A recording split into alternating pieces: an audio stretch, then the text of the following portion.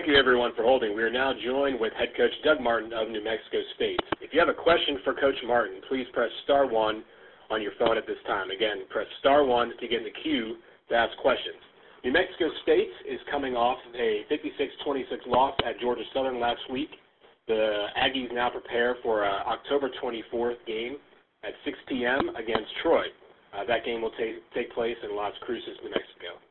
Coach Martin, just want to get your thoughts on Georgia Southern, the Georgia Southern game, and then a little preview of Troy before we get to questions. Sure. Yeah, the positives out of the game for us was Andrew Allen. Stepped in as our backup quarterback with Tyler Rogers being out, and his first start threw for 250-something yards, 3 touchdowns, and only 1 interception, and had a touchdown pass called back.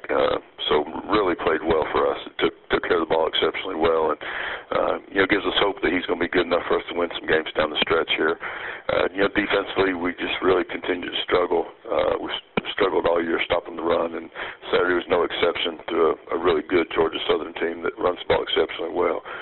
So Troy coming in, I think, is a team that's very dangerous. They're very deceptive looking at the record because of the schedule they played. NC State and Mississippi State, and I think one other BCS team. So they played a exceptional schedule. I think they're a very talented team.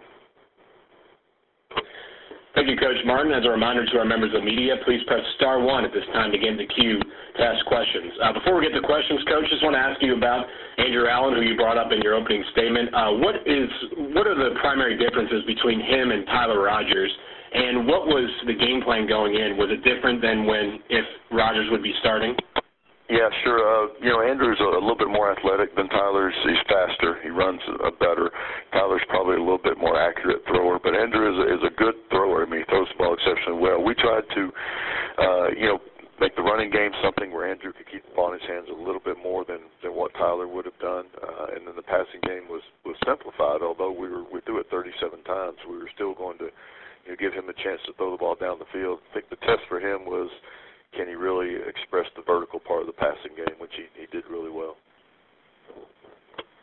And, Coach, in that game against Georgia Southern, there were several big plays that you guys hit and were called back by penalties. Did you feel like, or did you feel a little bit encouraged coming out of that game, knowing that those big plays might still be there and to clean up the penalties in the next game?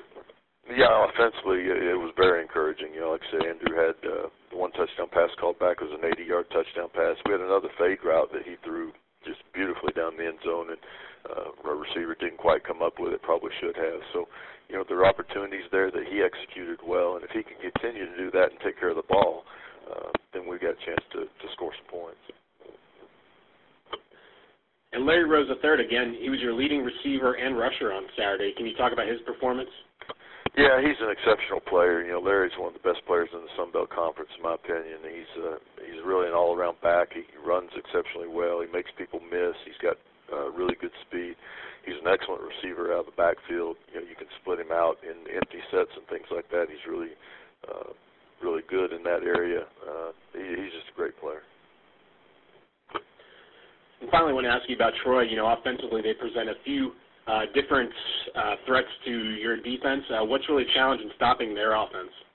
Well, the challenge to us is, we faced 2 option teams right here in a row in New Mexico and Georgia Southern. Now we have to switch gears and get to a team that's going to be a lot of 10 personnel, 4 wide receiver looks, and spread you out and do a lot of different things. So we still got to be able to play the run, which we still haven't played exceptionally well yet, and you have to be able to defend a really good passing game. I think they do a great job of putting the receivers in position to make plays. I know they played several different quarterbacks, but they've all played very well.